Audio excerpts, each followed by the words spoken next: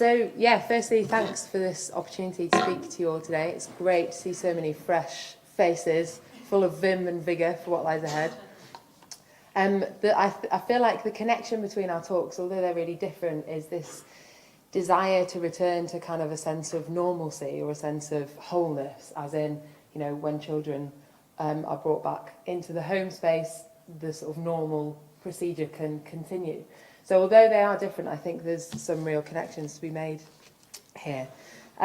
So yeah, it's nice to be on the other side of the PhD. There is an end, but also the process is exciting as well, so enjoy it while it lasts. It's a once-in-a-lifetime opportunity, and it's great. So I'm going to talk to you about my PhD research today, which explored the everyday homemaking practices of migrant, refugee and asylum-seeking women. I found it really hard to decide which aspect to talk about because there's so much. So short of reading my entire thesis aloud, given time constraints, I'm just going to choose two very particular aspects to talk about today, because I feel that these really strongly emphasise the two key points that my thesis is trying to make. So firstly, going to kind of outline the key literature which influences and guided me in my analysis. For outlining the context of the research, which was Glasgow, I'm making my two key arguments, which is that at the core of migrant homemaking is this process of cultivating familiarity with and in place, both through drawing on the previously familiar and becoming familiar with the unfamiliar.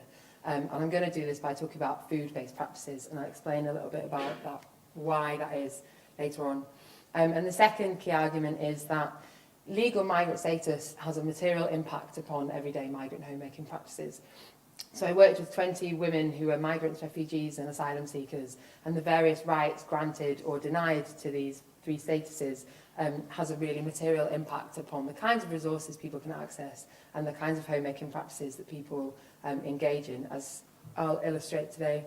I'll then conclude the presentation. So where am I coming from?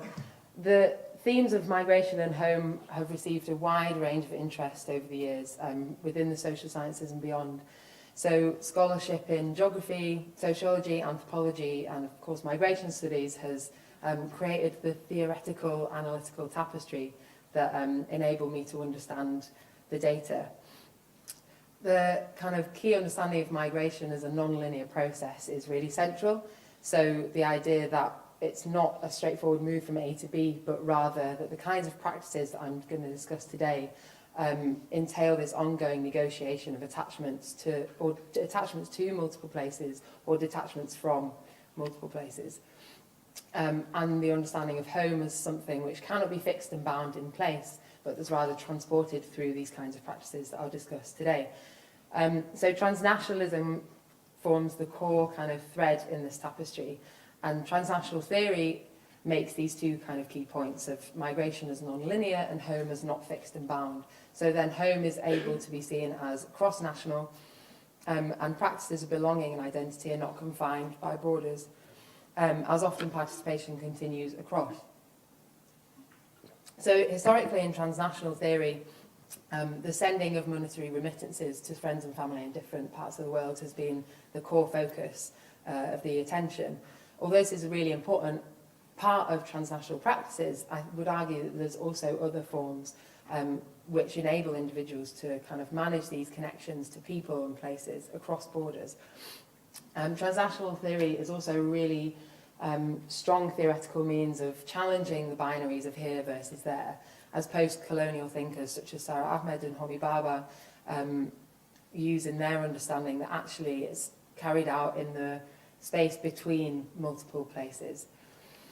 So the context of research was carried out in Glasgow, where I lived for 2 years, where as a result of the dispersal scheme, which relocated refugees and asylum seekers from London and the southeast of England to the north of England and Glasgow and Scotland, 10 integration networks were set up in the city.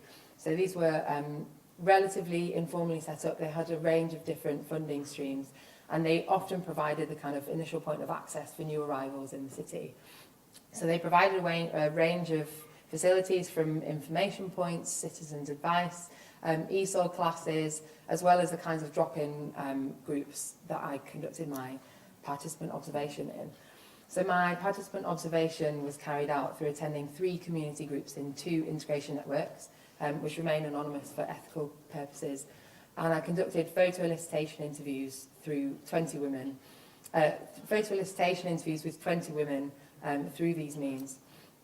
So firstly, why did I choose this method? Well, I trained in visual anthropology at Manchester University, and the virtues of using visual methods to emphasise the non-linguistic aspect of being a human being felt really important in guiding my approach to my PhD.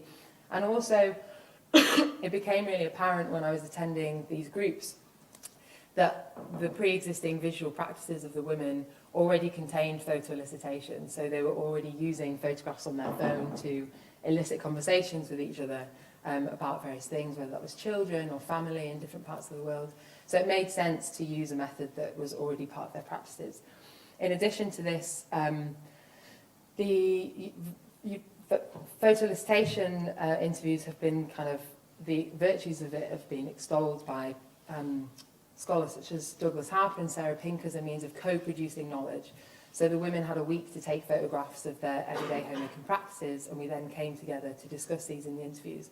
So they were at all times in charge of their self-representation in this process, which I felt was a really important part of understanding homemaking practices.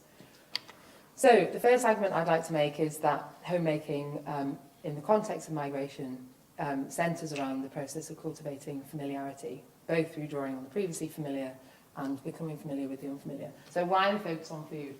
Firstly, because it's 5:45 and you're probably all quite hungry, and I'm quite cruel. And secondly, because as I was kind of choosing which bits to draw on in this thesis, it became really apparent for this presentation that food is a really central way of cultivating familiarity.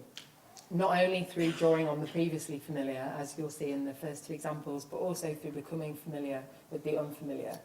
In addition to this, it's a practice, food-based practices can transcend legal status. So all of the women, regardless of their status, described food-based practices as important to their sense of home.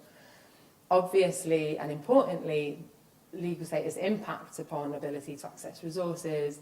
I'm not sure your familiarity with the rights granted, but when you're in the asylum system, you kind of exist in this process, this liminal in-between stage where your decision is made by the Home Office, and during which time you can't work, you can't open bank accounts, you have no financial independence, and so you're limited to around £5 a day to spend. So obviously there are financial restrictions, but even some of the women who I'll talk about today, who exist in this state, described food as an important part of their homemaking practices.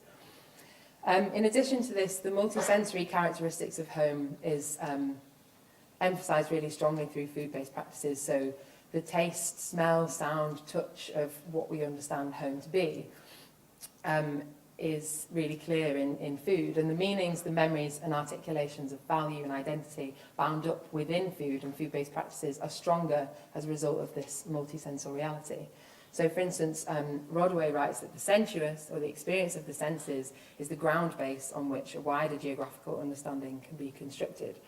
And if we combine this with Rabekowska, who worked with Senegalese migrants in Italy, who understands that food in its very central dimension serves as a vehicle for the recreation of the abstract meaning of home through materially involved activities such as food-based practices, cooking food and eating food, which alleviate the sense of fragmentation and discontinuity caused by displacement. Home can then be fragmentarily reconstituted through these different practices, including daily rituals of consumption.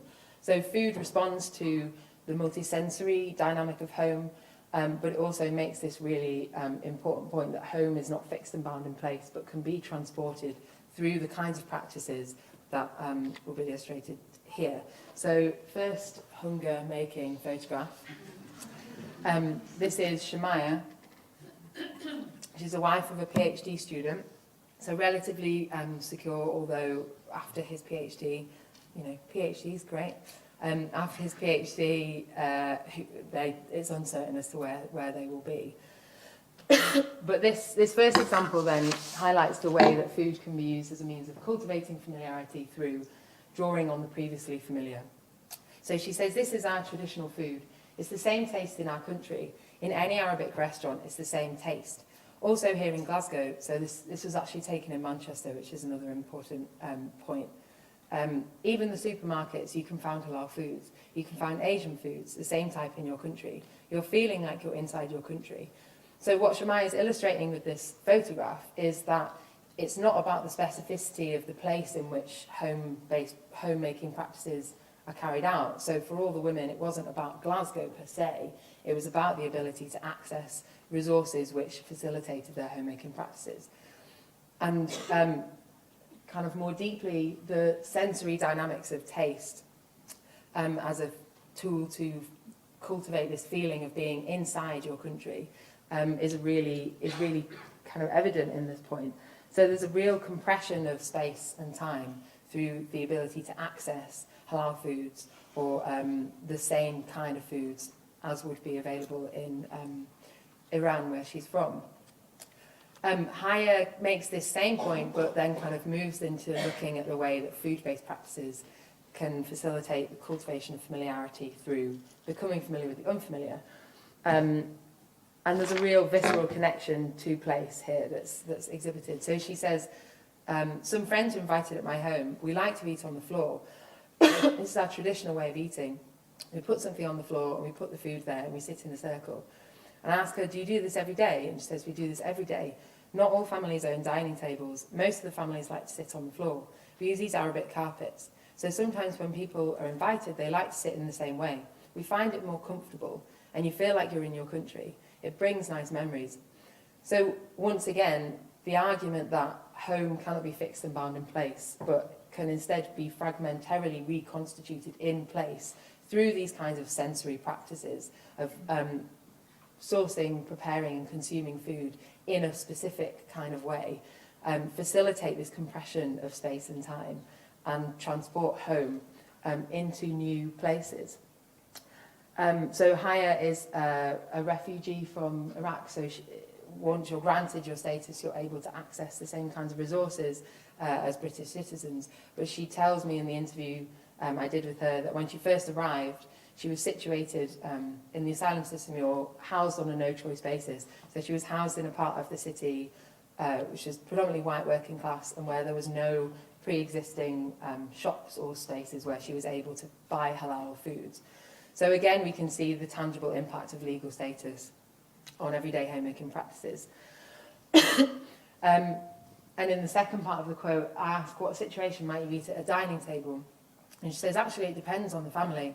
Some people have been here for a long time. You see that life has been turned to more Scottish than being Iraqi or Arabic. So the attribution of certain food-based practices with certain places is also really evident. And the way that the passage of time, of being somewhere for a long time, and the active engagement in unfamiliar new forms of food-based practices facilitate this kind of transition and this shift into life becoming more Scottish than Iraqi or Arabic. So it's this process of the time and also cultivating familiarity with the unfamiliar through these food-based practices. In addition to, so I shifted some of my slides around a little bit, so my brain's slow. In addition to this, looking more tangibly at the impact of legal status, I know that's the next slide. So Alexis here describes further the way that food can serve as a means to cultivate familiarity with the unfamiliar. Alexis is in the asylum system. She has an ambivalent relationship with the country that she left, which is also important because, again, it's not a straightforward process of every person who moves to a place tries to bring that place into the new place. For some, they might want nothing to do with the place that they've left. So she says that she describes the way that food often makes you feel like home and that it helps you get to know a place. So in Scotland, she says that she likes trying certain types of food. She's tried haggis, black pudding, baked potatoes and sausages, apparently very important. Don't know if any of you are familiar with the square sausages in Glasgow. They're great. And she says, I like food very much and it serves as a means to become familiar with the unfamiliar, and cultivate familiarity in this way, but that she can't cook. And this is a really important point that actually came out in my Viva. The Viva, another excellent thing to look forward to, which is that it's really important not to romanticize food-based practices as somehow essentially gendered, or as something that all migrant women come with, equipped with as a tool to cultivate home. There are women who can't cook. There are women who haven't learned, so growing up, cooking wasn't part of something that she learned to do. So it's about positioning these narratives within this broader kind of context and social, structural context of gender and legal status. So if we see food-based practices as essentially a tool that all migrant women come equipped with, people like Alexis slip through the net in our understanding. And actually what is really important here is that food-based practices are one of many tools that enable people to transcend borders and bring home into place. So Becky, again, is also in the asylum system, and she talks about, she also has an ambivalent relationship with Nigeria. And she lives in Glasgow on her own with her 3 children. But she talks about the importance of cooking. So she says, I love cooking tasty food, and my kids, they like eating from me too. So it's very important. I spend all my money buying food so they will be okay. There's not a photograph, because she asked for her photographs not to be shown. But she says that it shows that I'm not really missing anything because I can get the kind of food that I used to eat. So for Becky, there is no emotional attachment to Nigeria apart from the ability to access the kinds of food she used to eat. And more importantly, all of her really restricted financial resources as a result of her legal status are channeled into supporting her children. So this is another kind of aspect of why it was important to work with women from a wide range of backgrounds and a wide range of legal statuses, because all of these different kind of aspects of their life, whether they have children, whether they're alone, their ethnic background, their legal status, shape their decisions about homemaking practices. So because of her presence of children, all of her money is channeled into supporting her kids who like eating the tasty foods that she cooks. Looking at the impact of legal status more explicitly then, so we've talked about food, hopefully your stomachs are rumbling sufficiently, but there's lots of places you can go after this talk. So looking more explicitly at the impact of legal status, I'd like to talk about the act of walking through the city. So familiarity can be the familiarity of the kind of sensory dynamic of home, but it can also be the familiarity with the environment that we live in. So there are different means of cultivating this, and legal status, again, can dictate the trajectories through and participation in the city. So if you're in the asylum system, you have to report to the Home Office once a week, and so that will dictate your journey, which will also kind of take your money for that day as a result of having to travel to the Home Office. If you have been granted your status recently, you might have to go to the job centre. So there's all kinds of things which dictate the way that we move through a city. But I'd like to talk about the act of walking kind of more broadly. So Mary Douglas says that home starts by bringing some space under control. And if we understand walking as a means of cultivating familiarity in place, and taking some space under control through coming to know the area and through coming to feel familiar with the area, feel like we have the right to be in the area. Of course, there are all kinds of other things which dictate this. Rebecca Solnit, for instance, has a wonderful book about walking, and she talks about the impact of gender, class, race, which can all impact on where we feel we have the right to be in the city. David Harvey also talks about the right to the city, which is another excellent paper. All kinds of references for you to explore in your own research. So Kaloma is a student much like yourselves, and she's been living in Glasgow for 4 years. She did her undergraduate in Edinburgh University and has moved to be with her partner, who's from London, in Glasgow. And of these 2 photographs, this is a lovely park in the centre of Glasgow. And I asked, what part of your life in Glasgow does this show? And she says, this idea of wandering or flaneuring, I don't know how many of you are familiar with flaneurism, but it's kind of historically associated with bourgeoisie men wandering through the streets of Paris, and this kind of aimless, luxurious way of moving through a city, free from restraints. So it's from a position of stability. That's the important thing to understand. It's not a great, huge part of my life right now, but it's something that I really like to do, and I wish it was a greater part of my life. So I ask, why is this something that's important to you in a place? She says, I guess it's that observant being in which I'm taking in what's around me. So this idea of knowing the city and coming to know the city is quite important for it to feel like my city, the place where I live. So the way that Coloma is moving through the city from this position of stability and security, relatively, enables her to kind of observe the space around her, and the time pressure of her life in Glasgow is not present. She's able to decide when and why she would like to leave. But more importantly, this act of walking enables her to feel like she knows the city and to feel like it's her city. So she's here bringing some space under control through this act of walking through the city, and to feel at home. She describes this aimless wandering as a strategy to feel at home. Importantly as well, this is an example of the way that home expands beyond the parameters of the house. So it's not just the stuff that happens inside the house, but it's also the sites of familiarity that exist beyond the walls of the home. So this act of walking through the city and this sense of knowing and owning the city is something which is kind of closed off to Alexis, who we heard from earlier.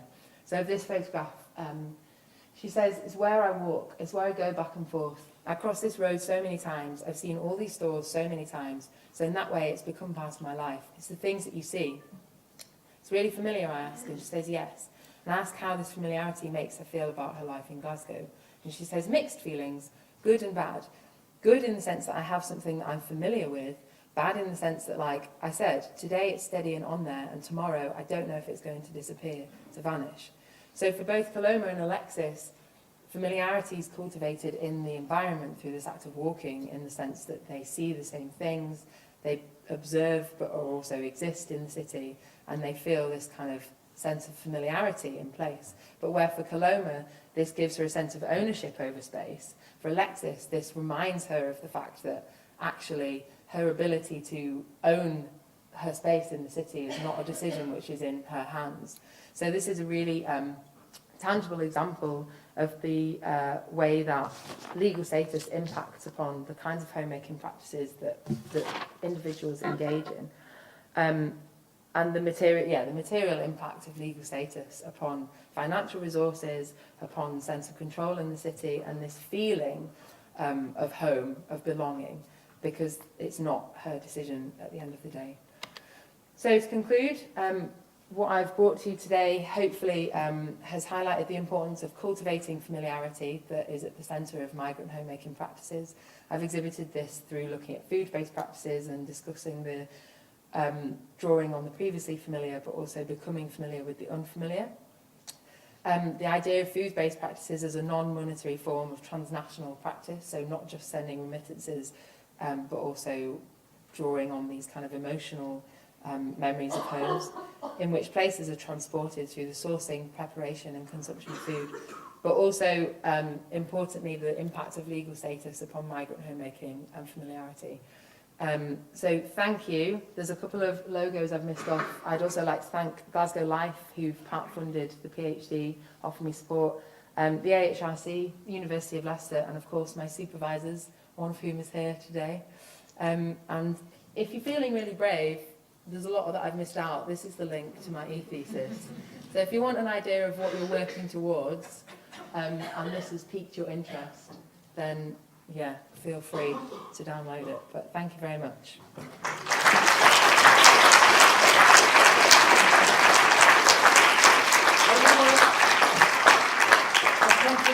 Questions, if anybody has anything over there?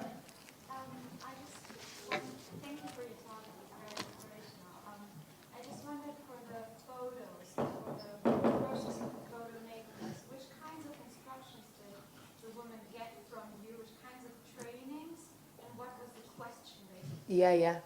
So it was really open, because I didn't want to say I know I've talked about food here, but there's lots of other things I talk about in the thesis. I didn't want to say what kinds of food is important for you to feel at home. So I just gave them the brief of saying, what do you do in your everyday life that makes you feel at home in Glasgow? And as I said, Glasgow wasn't actually the thing that was important. And that came out as a result of that kind of openness of that brief. I didn't give any training about taking the photographs because they were already taking photographs anyway on their phone, and it wasn't about the aesthetics of the image, it was more about the content and the themes that they brought out with that. There was 2 women who used disposable cameras, Alexis, who didn't have a phone with a camera, and Coloma, actually, both these women, which was more of an artistic preference. But yeah, it was really open-ended, and some of the pictures are, you know, quality's not very good, but it was about the use of the image as a means to catalyse conversation that would go beyond me saying, I think these things are important, so I'm going to ask you about them. So yeah, the visual kind of element of it was important as also as a way to talk about other senses. So although it's photo elicitation, what's really clear in these kinds of examples is that they're not just talking about look at this food, they're talking about the sensory dynamics that are bound up in it as well. So I found it a really useful tool in that way, but it was really open-ended, which was quite important. Can I ask you a question? Chair's prerogative. I'll come to you in a second. To what extent do you think? Sorry. I was like, yes. To what extent do you think that you can transfer this to? So most of us have moved around. So non-asylum seeker, not living in Glasgow. So I've moved around a lot, and I still consider the northeast home, but I live here, and I've lived here longer than I. So what's the transferability to sort of, you know, to British people moving around within country? Is it? And walking around is the kind of thing that hits me more than food. Yeah. So that was actually a Viva question. And because it was so traumatic, I've erased it from my memory. No, that's not true. Yeah, no, that's a good question, because I think also the thing about home is that everybody, regardless of where, you might have moved to the 2 streets away, and this can kind of, you know, trigger a response in terms of where you feel you might miss that home that you've left. So really what the specificity, I suppose, of the women that I worked with that is different to those kinds of examples is looking at the way that, particularly for a lot of migrants, the way that they're racialised in their homemaking practices, and the way that it's not free of those kind of bigger social and structural things that frame their everyday homemaking practices. But also, I guess you kind of said, you know, your freedom to move is very different. So it's also looking at the reasons why people move. And something that I want to explore more explicitly is the impact of legal status. So I suppose that's also the unique thing, is looking at how homemaking practices are different for women who move, who exist within the asylum system, and who are racialised as well on top of that, to people who move within the country. But there's also a lot of, like... Moving because you want to, as opposed to... Yeah, and there are women who move because they want to as well, I think, is another really important thing. That it's not as straightforward. Some of these women moved to study or because they wanted to be somewhere else or for work. It's yeah, but yeah. Yeah. So this might apply more to people with limited resources in this situation, but I'm curious if you encountered examples of people trying to recreate traditional practices but being, you know, restricted by their situation and sort of having to make substitutions or blend traditional aspects with things that they could find in there. So I suppose so transnationalism has been useful in looking, because, you know, kind of transnational theory and post-colonial theory talks a lot about this idea of hybrid cultures, and part of that is about making do with what's available. So like Haya, who I talked about, it was important to her to be able to use halal chicken when she first came to Glasgow, but she found ways round it by kind of reinterpreting the Quran essentially as a means to say, well, you know, there's nothing I can do because this is my situation. So as long as I'm participating in these kinds of, engaging in these practices, that's what's the phrase? An exemption that can be made. But yeah, absolutely. I think that's something that happens a lot, is that if the resources are restricted, you find ways around it to access other kinds of resources which enable you to emulate those practices, but not with the same. Not the exact same. Yeah, aspects, yeah, but but something that's symbolic or yeah, exactly, yeah. One last question here.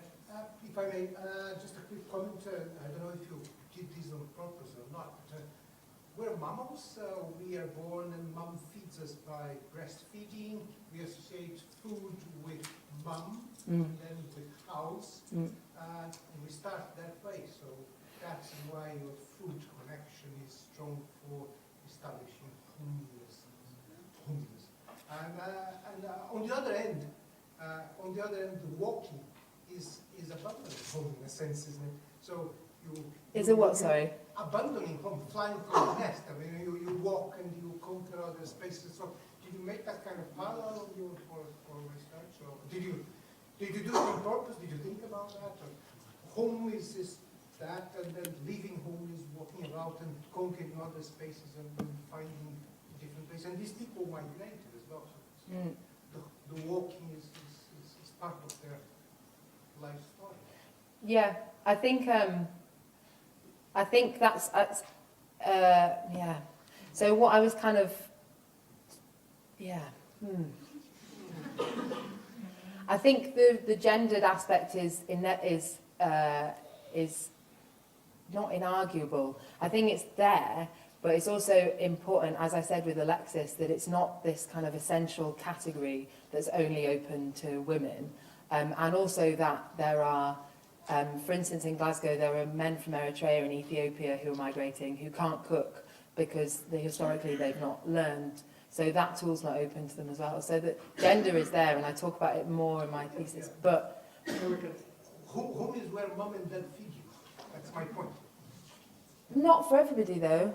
And also, I think what's another thing in the home literature is moving away from this idea of like home as always already like a sanctuary where your mum calls you back from playing to eat food, because for some people it's not, because their parents aren't there, or it's a space of abuse or violence. And I think that's really important to kind of move away from those ideas that that's what home is for everybody. And that's why I think food is just one tool, and that there's lots of other means to create home that are detached from parents or from mothers, or yeah, I think that's quite important. You can take this outside, otherwise.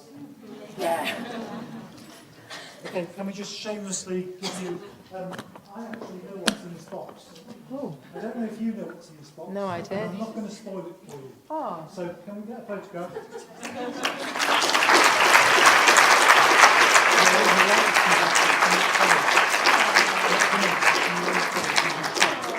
So it's a brief reception outside, so please